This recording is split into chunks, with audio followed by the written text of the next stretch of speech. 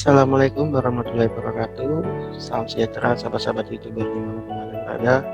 Ketemu lagi bersama saya Aris Utomo. Dalam kesempatan kali ini saya akan menjelaskan materi yang saya dapatkan selama mengikuti pelatihan dasar CPNS di Pusat Bank KDOD Lembaga Administrasi Negara Republik Indonesia di Kota Samarinda. Tentunya kegiatan ini adalah kerjasama juga dengan Universitas Muhammad Warman, mana tempat saya bekerja sehari-hari.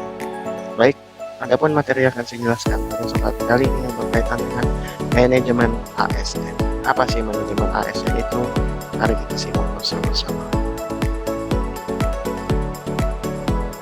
Ya, kita lihat dulu daftar isinya bahwa nanti akan saya menjelaskan manajemen ASN itu pertama dari definisi, konsep, kemudian refleksi dan internalisasi materi, serta terakhir bagaimana rencana aksinya. Pertama terkait definisi, apa sih manajemen ASN itu? Ya, menurut modul yang saya baca terkait manajemen ASN, dia adalah sebuah pengelolaan ASN untuk menghasilkan pegawai ASN yang profesional, memiliki nilai dasar, etika profesi, bebas dari intervensi politik, serta bersih dari praktik korupsi, kolusi, dan nepotisme. Ya, sangat penting sekali nih sahabat-sahabat YouTuber dimanapun Anda berada. Dengan adanya manajemen yang baik, maka akan menghasilkan ASN yang profesional sesuai yang diharapkan. Selain itu, manajemen ASN lebih menekankan kepada pengaturan profesi pegawai sehingga diharapkan agar selalu tersedia sumber daya aparatur sipil negara yang unggul selaras dengan perkembangan zaman. Artinya para ASN ini mampu mengikuti perkembangan zaman. Contoh saja di zaman sekarang di mana semua serba digital, maka dia harus bisa menguasai teknologi dan penggunaan dari teknologi itu dan tidak ketinggalan zaman lagi. Bagaimana sih konsepnya manajemen ASN itu? Mari kita simak bersama-sama.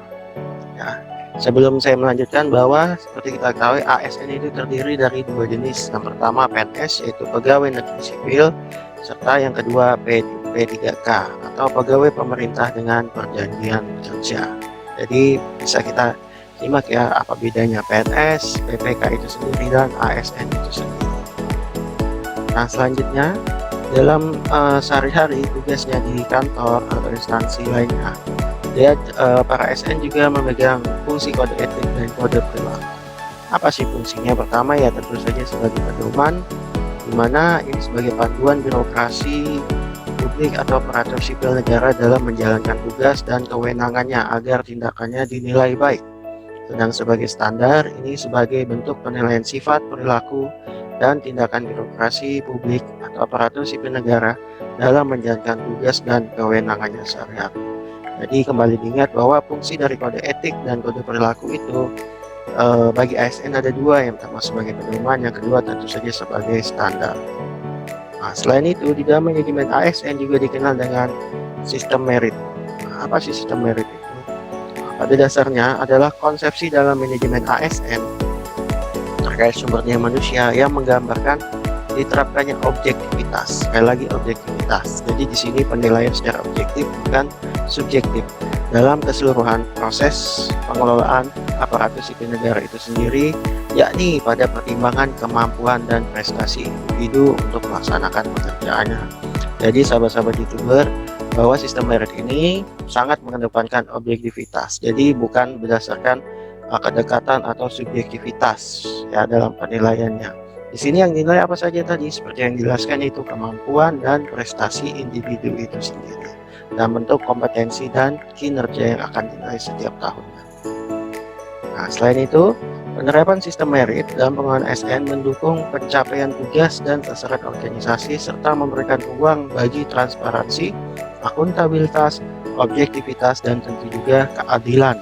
Ya, jadi ketika dia bekerja dengan rajin, maka tentu dia mendapat kinerja yang baik dan itu adil. Bagi yang malas, ya mendapatkan nilai sesuai dengan kinerjanya yang ada, dan itu tentu saja laporannya secara transparansi, akuntabilitas, objektivitas, dan keadilan. Nah, sistem merit itu sendiri dia memberi dua pengalaman. Yang pertama, bagi yang kinerjanya baik maka akan diberi penghargaan, bagi yang belum baik maka dia akan diberikan bantuan peningkatan kerja. Jadi bukan hukumannya, sahabat, tapi bantuan peningkatan kerja. Nah, bagaimana refleksi dan internalisasi dari materi yang saya dapatkan tadi? Nah, sebagai seorang ASN tentunya yang saya bisa refleksi dan internalisasi yang pertama yaitu bahwa manajemen ASN itu penting sekali sehingga bisa menghasilkan seorang aparatur sipil negara yang baik dan profesional dalam bekerja.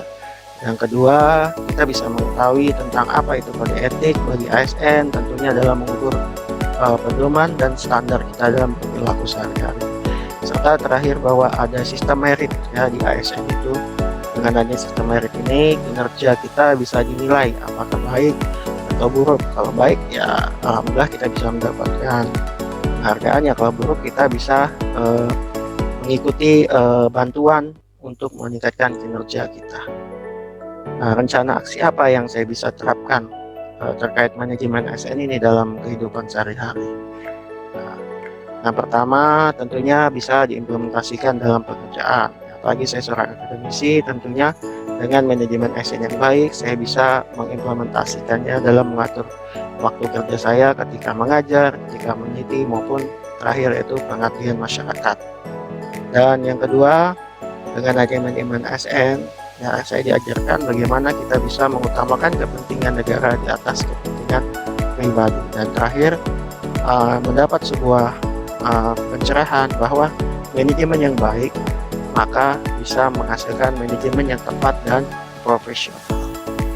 Terakhir, Paul Hopton mengatakan bahwa manajemen is the art of making problems so interesting and their solution so constructive that everyone wants to get to work and deal with them. Nah, dengan manajemen yang baik ya kita bisa menyelesaikan masalah dengan baik pula. Dan oleh sebab itu perlu sekali manajemen ASN ini kita terapkan dalam kehidupan kita sehari-hari, baik di lingkungan keluarga, lingkungan masyarakat, maupun di tempat kerja tentunya dengan manajemen ASN. Demikian sahabat-sahabat youtuber yang dapat saya sampaikan. Semoga materi ini bermanfaat bagi kita semua. Sampai jumpa di lain kesempatan. Mohon maaf bila ada yang kurang atau salah dalam penyampaian saya. Bila itu berdaya, Assalamualaikum warahmatullahi wabarakatuh. Sampai jumpa.